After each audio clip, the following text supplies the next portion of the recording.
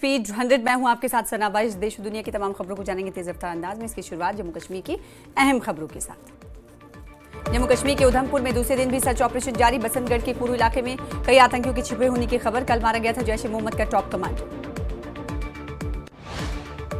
वैष्णो देवी के लिए फिर शुरू हुई हेलीकॉप्टर सेवा। 8 दिन बाद मौसम साफ होती हुई शुरू हुई सेवा। अब हेलीकॉप्टर के जरिए यात्रा कर सकेंगे श्रद्धालु।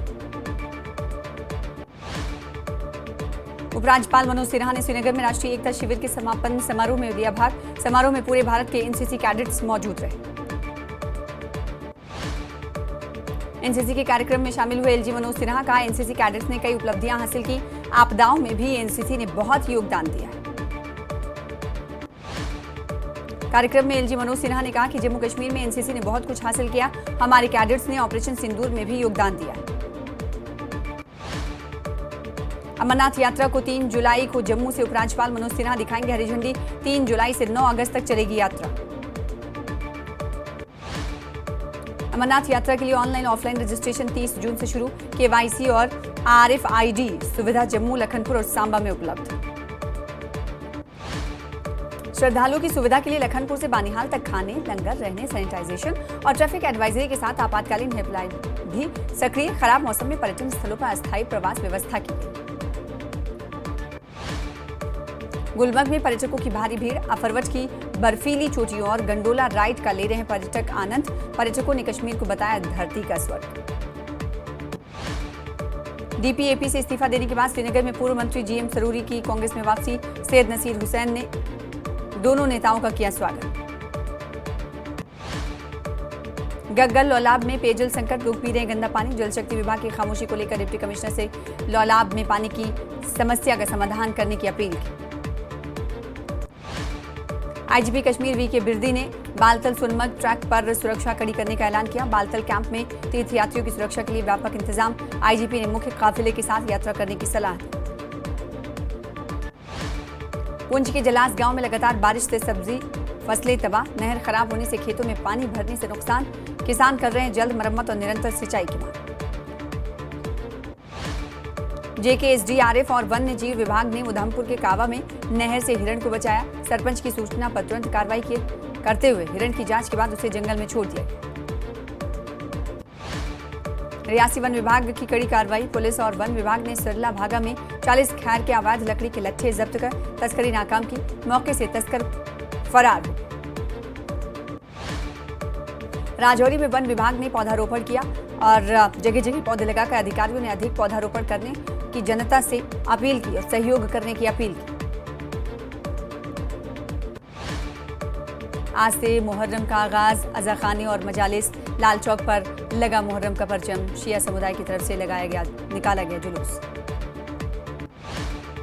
मुहर्रमुल हराम की पहली तारीख पर बडगाम में शहीद करबला को श्रद्धांजलि।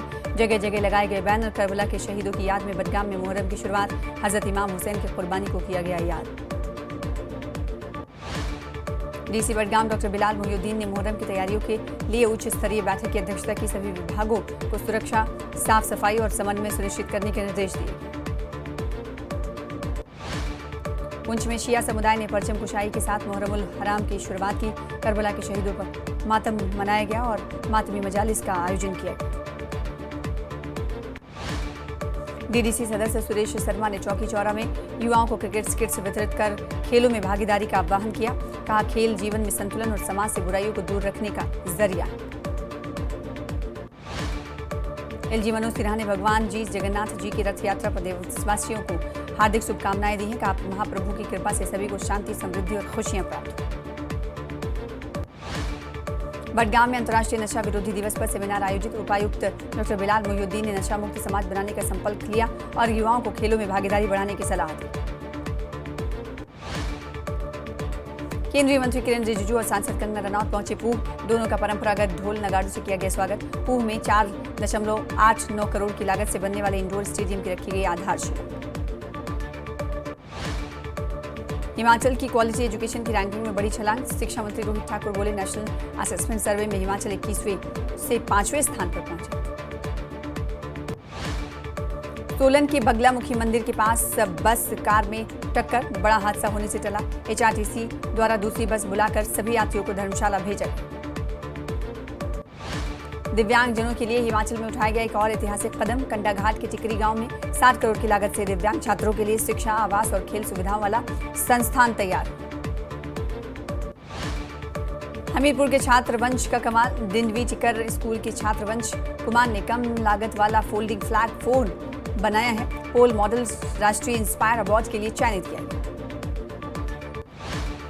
बिलासपुर के घुमारवीं में सड़क हादसा। ट्रक और बाइक की टक्कर में ITI छात्र की मौत, दूसरा छात्र घायल। पुलिस ने मामला दर्ज कर जांच शुरू की। मंडियों में पहुंचे अदली सेब। शिमला की भट्टा कुफर मंदिर में टाइडमैन वैरायटी के सेब मिल रहे अच्छे दाम पर। इस साल 10 से 15 दिन पहले शुरू हुआ सीजन। चंबा के कोहाल स्कूल में नहीं है साइंस स्ट्रीम। छात्रों का डॉक्टर इंजीनियर बनने का सपना अधूरा। ग्रामीणों ने सरकार से तत्काल मांग की। ज्वालामुखी में गुप्त नवरात्रों का शुभारंभ। 101 पंडित करेंगे विश्व शांति के लिए जप तप। मंदिर को 2.5 क्विंटल फूलों से सजाएंगे। स्कूल की महिला कर्मचारी के साथ प्रिंसिपल ने बनाए जबरन शारीरिक संबंध। इनकार करने पर बेल्ट से पीटा। शिकायत पर पुलिस ने मामला दर्ज कर कार्रवाई शुरू की। बिलासपुर ओपन जेल से सफाई अभियान के दौरान 53 वर्षीय कैदी फरार। कैदी मेहरचंद सुरक्षा को भेद कर हुआ फरार। बलात्कार के आरोप में सजा काट रहा था भगोड़ा कैदी। हरियाणा के फर्जी PSO और MLA की गाड़ी का ड्रामा।